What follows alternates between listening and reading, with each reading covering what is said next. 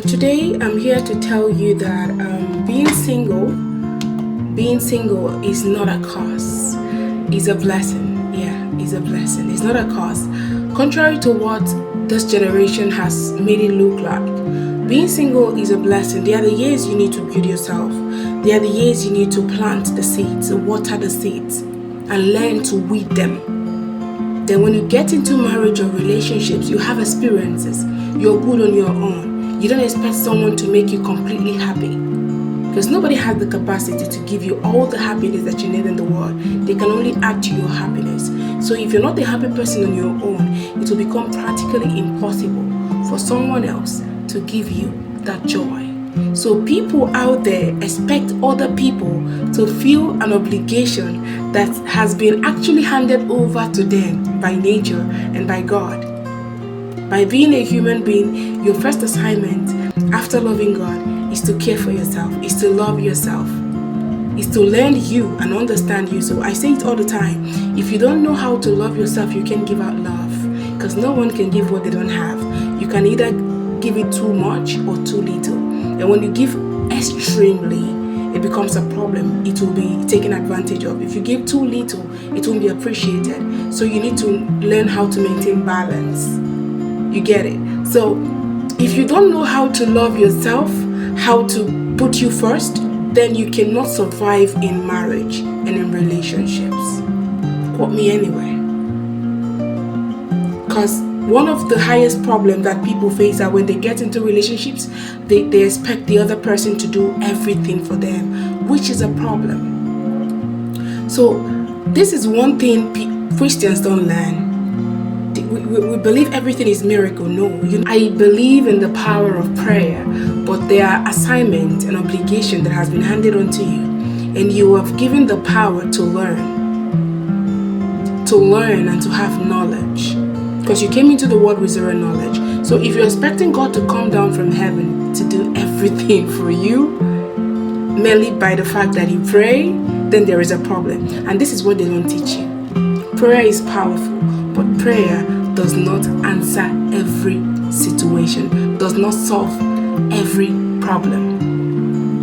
Yes, it sounds awkward to you. Is it the first time you heard something like this? Yes, that's the truth. Prayers works, but not every situation demands prayer. Some situation demands knowledge.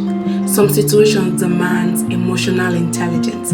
Some situations demand that you should be at a place. You should have leveled up to a certain stage and place where people can understand you and you can understand people. So I say this all the time. Yesterday I was having a conversation with someone, a younger girl, and that's actually what brought about this topic today, because I feel like I should talk about it. So we're having a conversation. I made mention of something to her. I said, marriage, love is not enough. You see, marriage, love is just not enough. From all that I have read and all that I have known and I have heard, and from people's experiences, I know that marriage, love is not just enough to keep it going. It takes more than love. So I will always give an illustration to explain what this means. For instance, you bought a Mercedes-Benz, is your dream car, and it's your dream car. You've always dreamt about this car, and you love the red version of it, and eventually you bought it. Now, you wash the car every day, you clean it up, you keep it clean, but you lack a common knowledge that that car needs gasoline for it to move, it needs fuel for it to move. That car will be useless to you. At some point, you will be frustrated with that car because you don't know how to make it work. You don't know how to make it move. But you love it. It's your dream car. Yes, you love the color, you clean it every day. You're putting in effort, but you're putting in the wrong efforts. Actually, the effort is not complete. It's not really a waste, but it's not complete.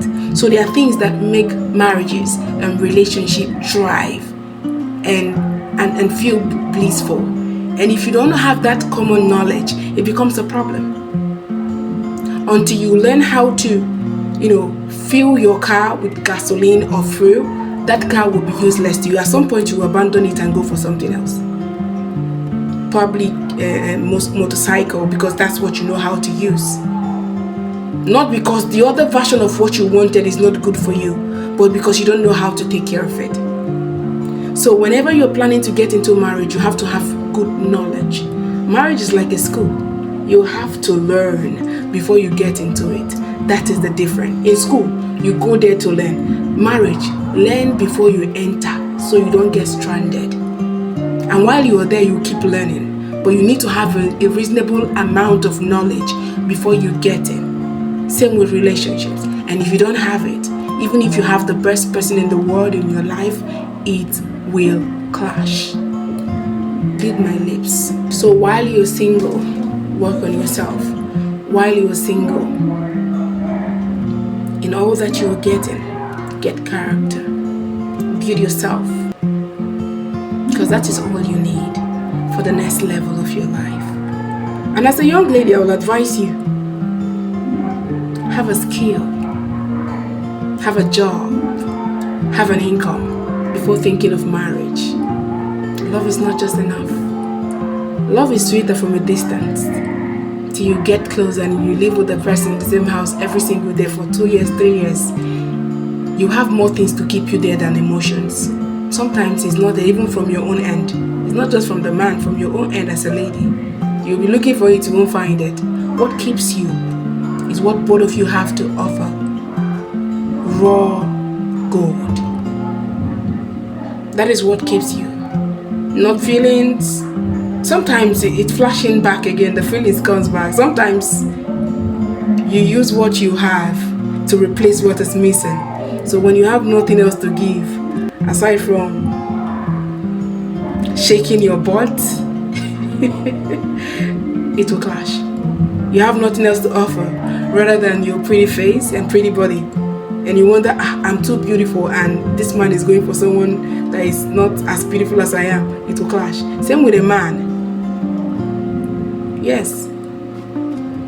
No matter how cute you are as a man, and you can lose your wife, you can lose your woman if you're not working hard to keep her there, if you're not giving her the attention that she needs, if you're not being a leader that you should be. You don't expect a woman to lean onto you if you're not a leader. You don't have leadership qualities. So it goes hand in hand. You have to learn. I love you guys. Take care of you.